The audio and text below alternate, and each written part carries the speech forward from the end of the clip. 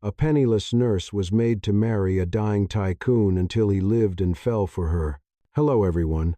Before we begin today's story, I have a small favor to ask. Please hit subscribe and turn on the notification bell so you never miss our channel's new videos.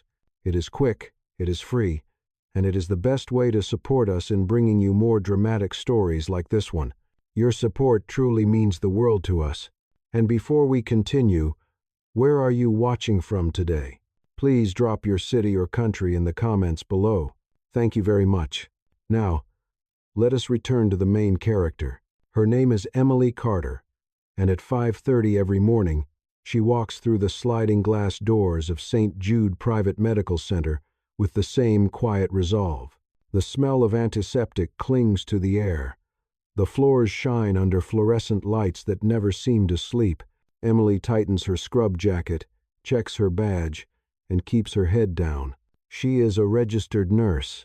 She is also exhausted, underpaid, and carrying more responsibility than anyone her age should have to bear. Emily rents a small basement apartment 15 minutes away from the hospital. No air conditioning, no dishwasher. The heater rattles all winter long. Every month, she wires part of her paycheck to her mother, whose medical bills never seem to get smaller.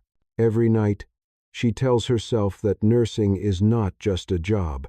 It is a promise, a calling, something she refuses to break, even when life keeps asking her to. That morning feels different the moment her supervisor calls her name. Emily, administration needs you upstairs. Private wing. Immediately. The private wing is not where nurses like Emily usually work. It is quiet there. Carpeted. Guarded. The kind of place where the doors close softly and the patients do not share rooms.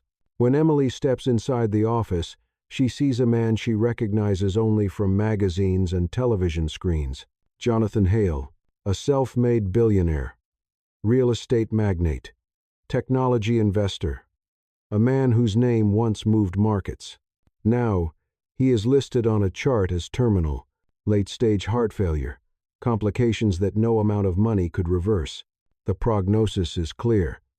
Weeks, maybe months, if the machines cooperate. The administrator speaks carefully, choosing each word like it might shatter something fragile. Mr. Hale has requested a private nurse, around-the-clock care, someone consistent. Emily listens, hands folded, heart steady. This is what she does. Then the conversation shifts. There is also a personal matter. Legal. Mr. Hale needs a wife. Immediately. The word hangs in the air, heavy and unreal. A marriage of convenience, they explain. A condition tied to medical decisions, inheritance protections, and family disputes already circling like vultures. No romance, no expectations, just a signature, a ring, and silence. Emily feels the ground tilt beneath her feet. She is a nurse, not a bride for hire, not a solution for someone else's legacy. But when they mention the compensation, her chest tightens. Enough to pay off her mother's treatments, enough to finally breathe.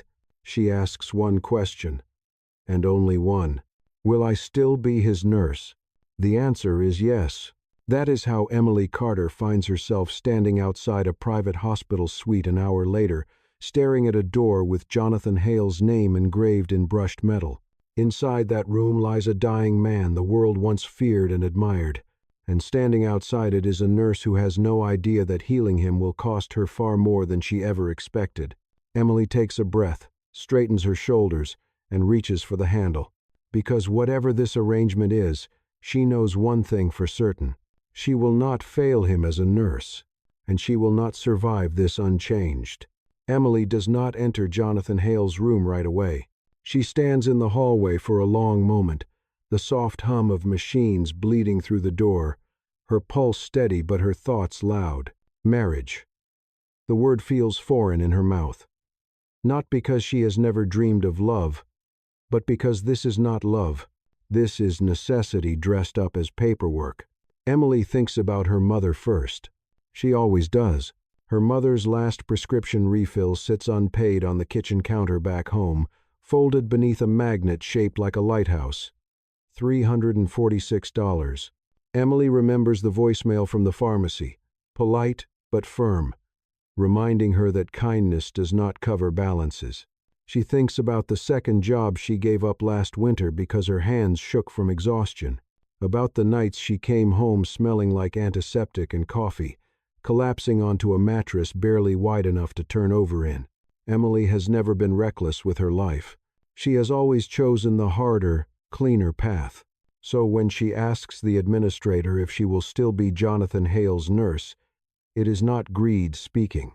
It is integrity. Inside the room, Jonathan lies still. He is thinner than the photographs, his skin pale against white sheets. A breathing machine rises and falls beside him, patient and unyielding. This is not the man who once closed billion-dollar deals. This is a body fighting quietly to remain. Emily steps closer, reading the monitors without thinking. Blood pressure unstable, heart rhythm fragile. The chart confirms what the doctors already said. Time is limited. She introduces herself out of habit, even though he does not respond. My name is Emily. I will be your nurse. Ardavadjist, she says it the way she says it to every patient. Calm, certain, human. The administrator returns with a thin folder.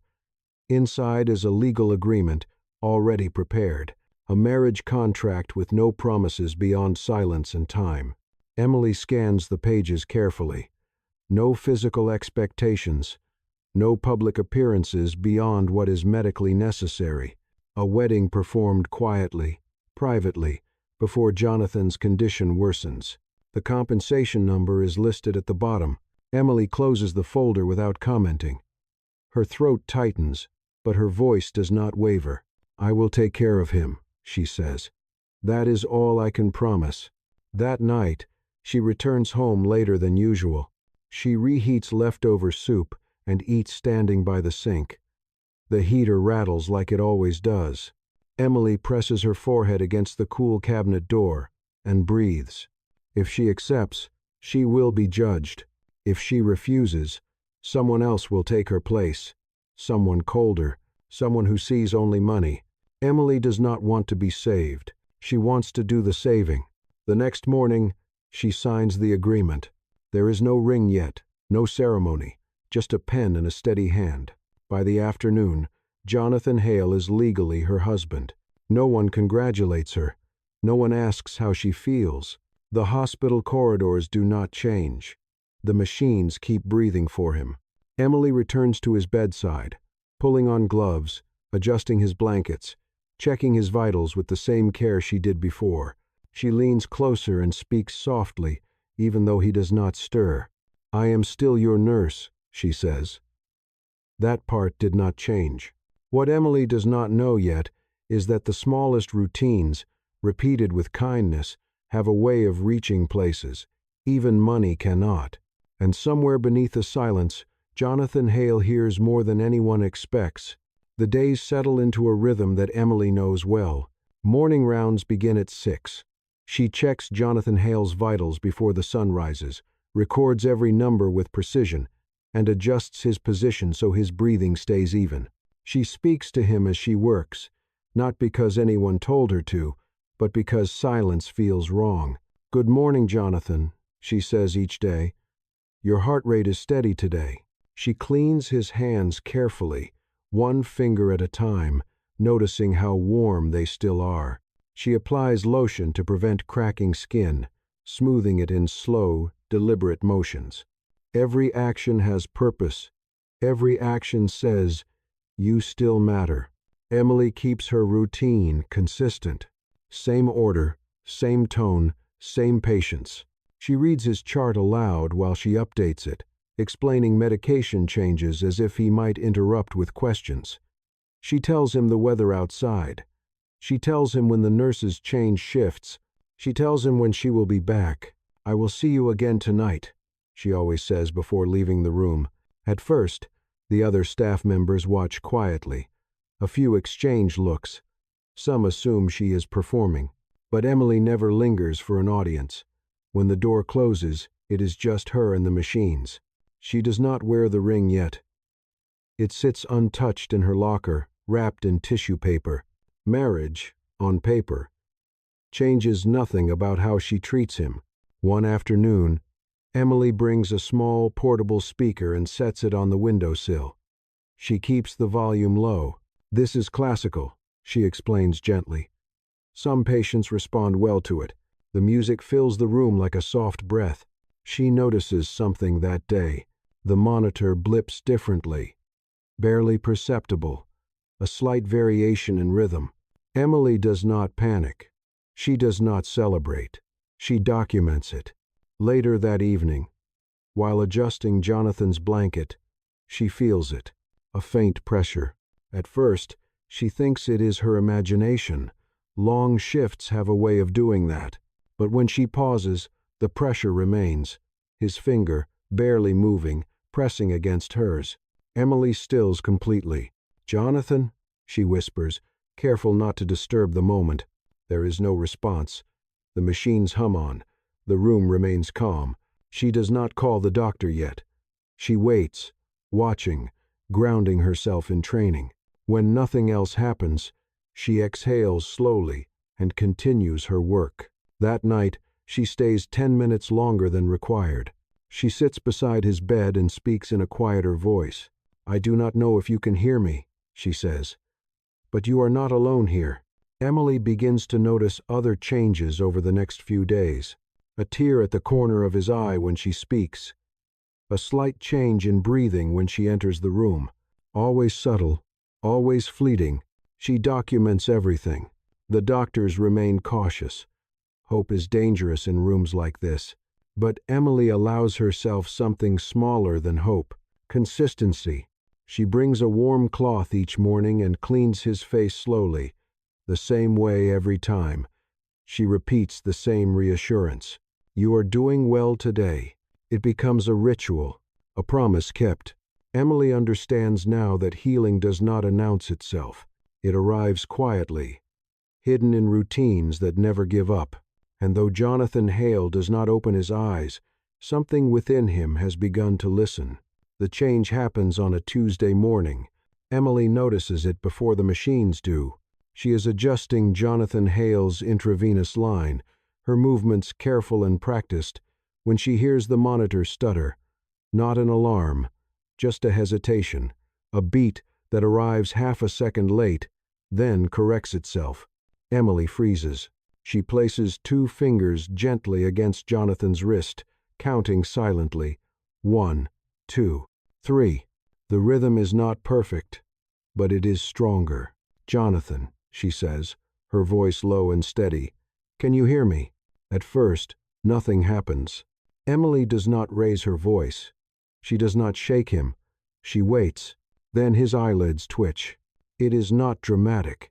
It is barely visible. But it is real. Emily steps back and presses the call button without hesitation. Doctors flood the room within moments. Orders are given. Lights are adjusted. Machines are checked and rechecked. Emily moves out of the way, but she does not leave. Jonathan's breathing changes. The machine begins to support rather than lead. His fingers curl slightly, then relax. And then, slowly, painfully, Jonathan Hale opens his eyes. They are unfocused at first, glassy and confused. His gaze drifts across the ceiling, the lights, the unfamiliar shapes. Panic flickers. But Emily steps forward immediately. "You are in the hospital," she says calmly. "You are safe. It's in everybody." Her voice cuts through the noise. Jonathan turns his head just enough to see her. His brow tightens. He tries to speak, but no sound comes. Emily places her hand gently over his. "Do not try to talk," she says. "Just breathe." The doctors stabilize him. The machines quiet. The room settles. Jonathan survives the day. News spreads quickly through the hospital. A terminal patient regains consciousness after weeks of decline. The word miracle is whispered, though no one writes it down. When the room empties, Emily remains. Jonathan watches her now, really watches her. His eyes follow her movements, as she checks his vitals and adjusts his pillow. Recognition does not come, but something else does. Trust. You were very sick, Emily explains softly. You have been resting for a long time. He blinks once. Slow and deliberate, she tells him his name. She tells him the date. She tells him that he is recovering. She does not tell him they are married. Not yet. Over the next few days, Jonathan grows stronger. He breathes on his own. He swallows water. He squeezes Emily's hand when she asks, but his memory is fragmented. He does not remember the boardrooms or the headlines. He does not remember the man he was, and he does not remember agreeing to a marriage that saved his estate and complicated her life. What he remembers is her voice. When he wakes from restless sleep, it is Emily he looks for. When fear creeps in, it is her presence that steadies him. One evening, as she helps him sit up, Jonathan studies her face for a long moment. "Who are you?" he asks finally, his voice rough but clear. Emily meets his gaze. "My name is Emily," she says. "I am your nurse." He nods, as if that answer is enough. The doctors are optimistic now. Cautiously. Professionally optimistic. Recovery will be slow. Rehabilitation will take months. But Jonathan Hale is alive. Emily should feel relief. Instead, she feels something more complicated, because the man who wakes up does not know the truth, and the truth waits quietly, like a second heartbeat, growing louder with every passing day.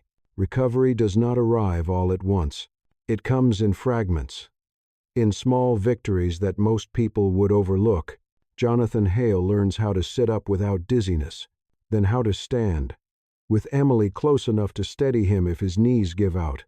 Physical therapy begins in the private wing, slow and frustrating, every step measured and earned. Emily is there for all of it. She adjusts his gait belt, counts his steps, reminds him to breathe when frustration tightens his jaw. When his strength falters, she does not rush him.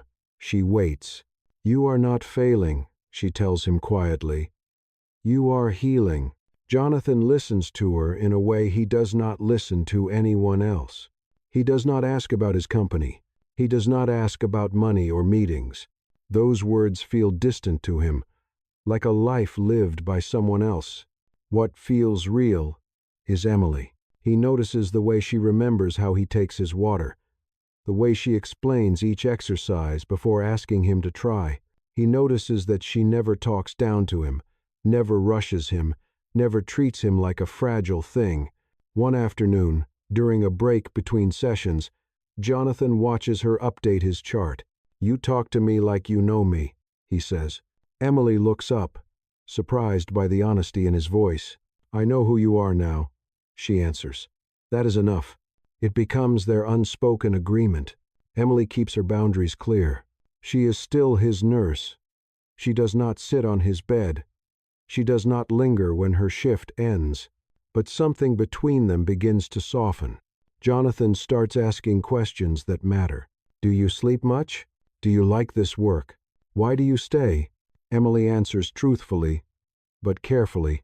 She tells him about nursing school, about choosing a profession where showing up matters. She does not tell him about the contract. Not yet. Some evenings, she reads to him when therapy leaves him too tired to speak. Articles, short stories, sometimes the news, skipping the parts about him. Jonathan listens with his eyes closed, breathing even. "I feel calmer when you are here," he admits one night. Emily pauses, then continues reading. Her voice remains steady. Over the weeks, his strength returns faster than expected. The doctors call it remarkable. They credit early intervention, discipline, and good care. Jonathan credits Emily. When visitors finally begin to arrive, he finds himself distracted by them. Lawyers, family members, advisors, all speaking in careful tones, watching him like an investment that has regained value. When they leave, the room feels empty again. Emily notices the change immediately. "You do not have to entertain anyone," she tells him. "Your recovery comes first." Jonathan nods. He trusts her judgment without question. Trust becomes something heavier than gratitude. One afternoon, during a walk down the corridor, Jonathan stops and looks at her. "When this is over," he says, "will you still be here?" Emily meets his eyes. "As your nurse," she replies. Jonathan accepts the answer, but the disappointment flickers, brief and unguarded. Emily sees it, and for the first time since signing her name on that agreement, she feels the weight of what she has not told him. Because healing has brought Jonathan back to life, and with life comes truth, and soon that truth will change everything they have built in quiet, careful steps. The truth arrives quietly, disguised as routine. It begins with a visitor Emily did not expect. She is updating Jonathan Hale's medication chart when a woman in a tailored gray suit steps into the room without knocking. Her posture is rigid, her smile practiced and thin. "I am Margaret Hale," the woman says. "Jonathan's sister." Jonathan looks confused. The name does not stir recognition, but something in his chest tightens anyway. Margaret's eyes shift to Emily, assessing her in a single glance. "You must be the nurse," she says. The word lands with polite dismissal. Emily nods. "Yes, I am." Margaret sets a leather folder on the bedside table. It is thick, legal, heavy with intent. "There are matters we need to clarify now that my brother is awake," she continues. "Medical authority, financial guardianship, and, of course, the marriage." Jonathan's head turns sharply. "The what?" he asks. The room stills. Emily feels the air drain from her lungs. Margaret raises an eyebrow, surprised. "He does not know?" Jonathan looks between them, confusion sharpening into alarm. "Know what?" he demands. Emily closes the chart slowly. Her hands are steady, but her chest aches. Margaret opens the folder and slides a document forward. At the top of the page, Jonathan sees his own name, and beneath it, Emily's, a marriage certificate. Jonathan stares at it as if it is written in a language he does not understand. "I am married?" he asks, his voice barely audible. Margaret answers before Emily can speak. "Yes, to her," she says. "A legal arrangement made while you were unconscious. Necessary, given your condition at the time." Jonathan's eyes lift to Emily. Hurt flashes across his face, sharp and unfiltered.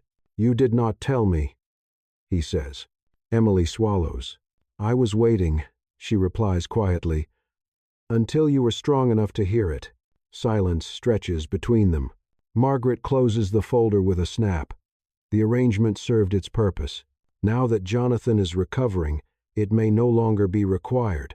Jonathan does not respond. His attention remains fixed on Emily. "You married me," he says slowly, "without my consent." Emily meets his gaze, refusing to look away. "I agreed to a legal marriage," she says. "Not to deceive you, not to use you." "Then why?" he asks. Emily breathes in, steadying herself. "Because I was asked to be your nurse," she says, "and because someone needed to be there when everyone else was waiting for you to die." Margaret scoffs softly. "Spare him the sentiment." Jonathan's hand curls against the blanket. "You knew," he says to Emily. "Every day. You knew, and you said nothing." "I did not touch your life," Emily answers. "I did not make decisions for you. I cared for you. That is all." But Jonathan hears something else. He hears betrayal. Margaret gathers her things. "We will revisit this with attorneys," she says briskly. "Jonathan, rest. You have decisions to make." She leaves without another glance. The door closes. Jonathan turns away from Emily, his breathing uneven. "I trusted you," he says. Emily feels the words like a wound. "I never stopped being your nurse," she says softly. "But I understand if you cannot forgive me." Jonathan does not answer. Emily removes her gloves, folds them carefully, and places them in the bin. "I will request a transfer," she says. "Someone else can take over your care." Jonathan's head snaps back toward her. "No," he says, sharper than he intends. Emily pauses. "Then what do you want?" she asks. Jonathan's voice breaks. I want to know if any of it was real.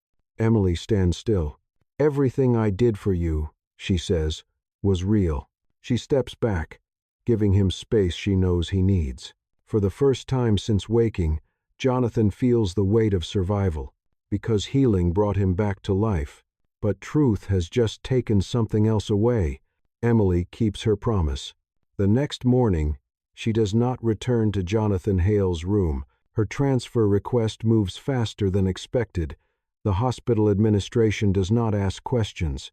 Arrangements like hers are never meant to leave visible marks.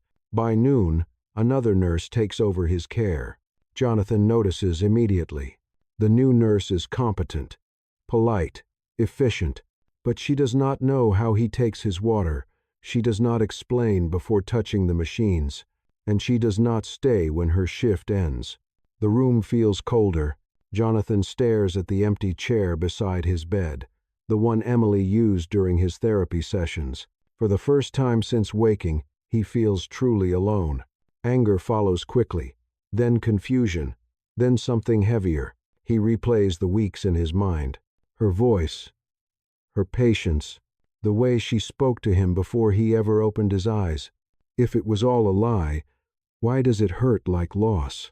Margaret returns that afternoon with 2 attorneys in tow. They speak in careful language about annulments, settlements, and restoring order. Jonathan listens without interrupting. When they finish, he asks one question: "Did I ever refuse this marriage?" The attorneys exchange glances. "No," one answers. "You were unconscious." Jonathan nods slowly. "And did she ever act outside her role as a nurse?" Margaret frowns. "That is not the point." "It is to me," Jonathan says. That night, Jonathan cannot sleep. The machines hum, but his thoughts are louder. He realizes something that frightens him more than the illness ever did. He survived, and now he must decide who he is without needing to be saved. The next day, he requests a wheelchair and insists on being taken to the rehabilitation floor himself. It is harder without Emily there. He stumbles, his chest tightens, but he does not stop. He finds her in a quiet supply room, restocking gloves with practiced precision. Emily does not look up at first. "I asked for the transfer," she says calmly. "You should not be here." Jonathan grips the armrest of the chair. "I did not ask you to leave," he replies. Emily finally meets his gaze. Her expression is composed, but her eyes betray exhaustion. "I crossed a line," she says. "Even if my intentions were clean." "You did not cross it," Jonathan says. "You stood on it and chose to care anyway." Emily shakes her head. "That does not make it right." "It makes it real," Jonathan answers. Silence settles between them. "I do not remember agreeing to marry you," Jonathan continues, "but I remember choosing you every day since I woke up." Emily exhales slowly. "That choice was never fair," she says. "You were vulnerable. So was I," Jonathan says. "I just did not know it yet." Emily steps back. "I will not be part of a legal convenience," she says. "And I will not stay if you are asking me to forgive something you do not understand." Jonathan looks at her steadily. "Then help me understand," he says. "Not as my nurse, as the woman who stayed when everyone else waited for me to disappear." Emily's voice softens despite herself. "I stayed because it was my job," she says. "I stayed because you were human. That has with intergean, and I am choosing you," Jonathan says, "now that I am alive." Emily does not answer. She turns away, pressing her palms against the counter. "Sometimes," she says quietly, "doing the right thing means walking away." Jonathan nods. "Then I will do the right thing too," he replies.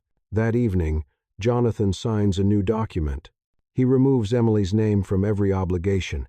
He dissolves the contract. He restores her freedom completely. No leverage, no condition. He sends the paperwork to administration with one note attached. "She was never my obligation. She was my choice." Emily receives the notice the next morning.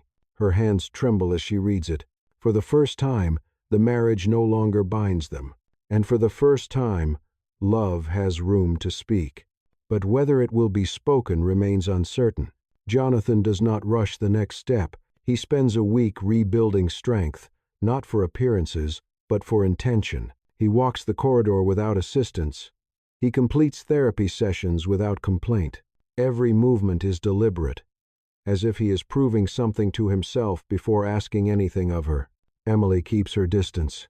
She returns to her regular rotation, longer hours, harder patience. She does not check Jonathan's chart. She does not ask about his progress. She tells herself that closure does not require contact, but closure does not arrive quietly. The hospital schedules a formal review meeting one afternoon, prompted by legal concerns and donor interest following Jonathan Hale's recovery. Administrators, physicians, legal representatives, and family members gather in a glass conference room overlooking the city. Emily attends because she must. Jonathan attends because he chooses to. Margaret Hale sits at the far end of the table, composed and impatient. The attorneys lay out their documents, ready to finalize the narrative. Jonathan listens without interruption. When they finish, he stands. "I asked for this meeting," he says evenly, "because something needs to be corrected." Margaret stiffens. "Jonathan, this is not necessary." "It is," he replies. He turns to the administrators first. "During my illness, a legal marriage was arranged without my consent," Jonathan says. "That arrangement has been dissolved." The room murmurs. Jonathan continues. "The woman involved was not a beneficiary. She was not a caregiver motivated by money. She was my nurse." Emily feels every eye shift toward her. Jonathan does not look away. "She stayed when I could not speak," he says. "She cared when there was nothing to gain, and she left when staying would have benefited her." Margaret rises. "This is inappropriate." Jonathan meets her gaze calmly. "No," he says, "this is accountability." He removes a folder from his bag and places it on the table. "I have revised my medical directives, my estate plan, my charitable trust." The attorneys exchange startled looks. Jonathan turns to Emily. "I removed every trace of obligation," he says. "You owe me nothing." Emily's chest tightens. She does not speak. Jonathan faces the room again. "I survived because someone treated me like a person," he says. "And because of that, I am choosing to live differently." He sits down. The meeting ends quickly after that. Outside the conference room, the hallway stretches long and quiet. Emily stands near the window, arms folded, unsure whether to leave. Jonathan approaches slowly, giving her space. "I did not do that to win you," he says. "I did it because it was right." Emily nods once. "You did not have to," she replies. "I know," Jonathan says. "That is why it matters." They stand in silence. Jonathan speaks again, softer now. "When I was dying, love would have been convenient," he says. "Now that I am alive, I want it to be chosen." Wostock. Emily looks at him fully for the first time in days. "And if I choose to walk away?" she asks. Jonathan does not hesitate. "Then I will respect it," he answers. "Because healing taught me something." He meets her eyes. "Love is not rescue," he says. "It is permission." Emily exhales, something loosening in her chest. She nods slowly. "Then let us start with honesty," she says. Jonathan smiles, not triumphant, but relieved. For the first time, there are no contracts between them, no machines, no urgency, only two people standing on equal ground, and whatever comes next will be real. The hospital room empties for the last time on a quiet morning in early spring. Jonathan Hale signs his discharge papers with a steady hand. No machines, no wires, no guards waiting outside the door, just sunlight spilling across the floor where he once could not stand on his own. Emily watches from a respectful distance. She is no longer assigned to him. She is no longer bound by duty or contract. She is here because she chooses to be. Jonathan steps into the corridor, pauses, and looks around as if memorizing the place that almost became the end of his story. "I do not want to leave this chapter unfinished," he says softly. Emily nods. then do not. They walk out together. Life after recovery is slower than Jonathan expected. There are follow-up appointments, physical therapy sessions, long afternoons where fatigue arrives without warning. Emily does not rush him. They meet for coffee near the hospital at first. Neutral ground. Simple conversations. She learns about the man Jonathan is becoming, not the one he used to be. Jonathan listens more than he speaks. He learns that Emily never wanted to be extraordinary. She wanted to be dependable, honest, useful where it mattered. Weeks pass. Jonathan announces the creation of a medical recovery foundation, quietly, without press. It funds long-term nursing care, rehabilitation access, and support for families who cannot afford to wait for miracles. He names it after no one. Emily notices anyway. One evening, Jonathan invites her to walk with him along the river near the city lights. He stops, not dramatically, not publicly. "When I was dying," he says, "I needed someone to save me." Emily waits. "Now that I am alive," he continues, "I want to build something with someone who stayed when there was no reward." He reaches into his pocket and opens a small box.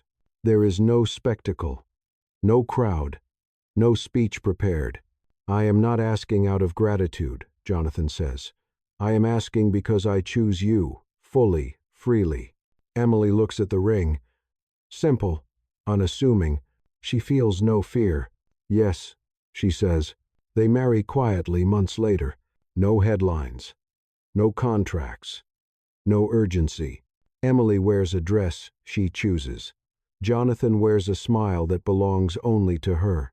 The ceremony is small, attended by a few friends, colleagues, and doctors who once stood at Jonathan's bedside. When Emily takes his hand, it is warm, strong. Afterward, they do not rush away. Jonathan continues his recovery. Emily continues her work. They build a life that honors where they came from, not where money could take them. One afternoon, Emily returns to St. Jude Private Medical Center as a guest speaker, invited to talk about patient care and presence. Jonathan sits in the back row, unnoticed. When Emily finishes, the room is quiet. She speaks one last sentence before leaving the podium. "Healing is not survival," she says. "It is choosing love when you no longer need to." Jonathan understands. Years later, the hospital wing that once held Jonathan Hale bears a small plaque. It does not list donors or wealth. It reads simply, "Dedicated to those who stayed." Jonathan and Emily pass it often, and every time they do, they remember the truth that changed everything. Love did not save the millionaire. It saved the man, and in doing so, it saved them both.